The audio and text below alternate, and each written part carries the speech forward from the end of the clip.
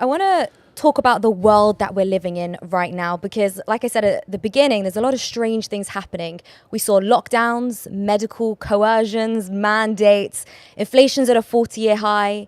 Nobody seems to know what a woman is these days.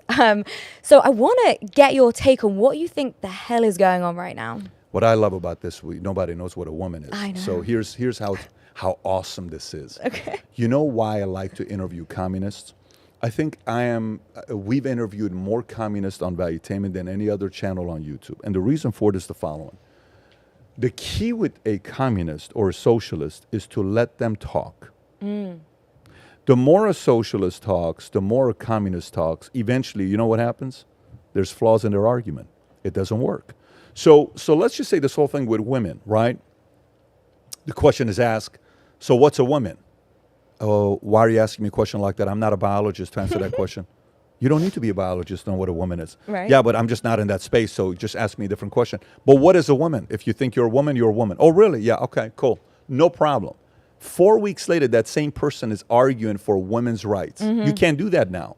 But what happens all of a sudden is they get stuck.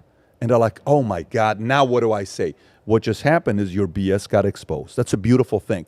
When you and I don't have an argument, okay, and you try to keep selling your point, the more you talk, if you truly have an argument, then I'm going to be like, you know what? She's got a good point.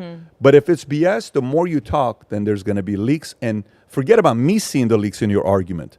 You're going to see the leaks in your argument. Now you're going to be like, oh, let me change the subject and deflect or go a different place. We've all done this. I've done it as a kid. You do it as an adult. You do it as you're going to go through this naturally.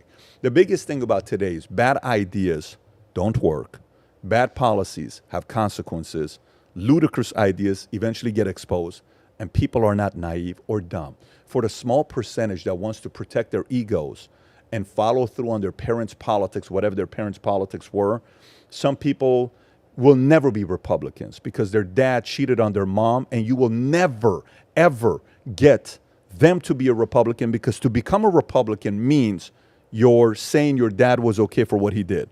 Some kids will never become Democrats or Republican because of upbringing. Some people won't become because it was a rich person in the family that left you and you didn't spend a lot of time with them. So to everybody you see in your life, you see it as that.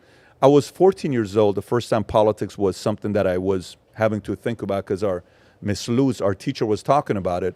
So I come home and I said, Mom, are we Democrats or are we Republicans? And she says, yeah, we're Democrats. I said, why are we Democrats? And she says, we're Democrats because Democrats are for the poor and Republicans are for the rich. I said, you know, when I grow up one day, I want to be a Republican. And I have no clue what a Republican is. All I meant to say is, as a kid, is I want to be rich one day. I'm a registered independent today, center-right, politically full capitalist when it comes onto economy. But I think they're losing because their arguments make 0 sense long-term.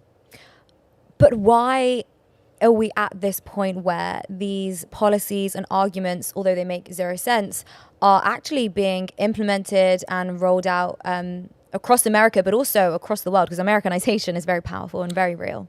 The moment you're within a clique, most people feel the obligation to agree with anybody on your clique says, right?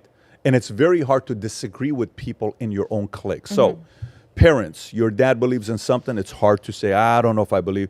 Mom says, I don't know if I believe that, right? Okay. All right, so if you've always voted Democrat, okay? And the Democrats say, well, here's a trans this. And you look around, you're like, oh, okay. I got 19 other Democrats I respect are saying this. Yeah, so here's what and you're like, but I don't believe that. Okay, that's kind of weird.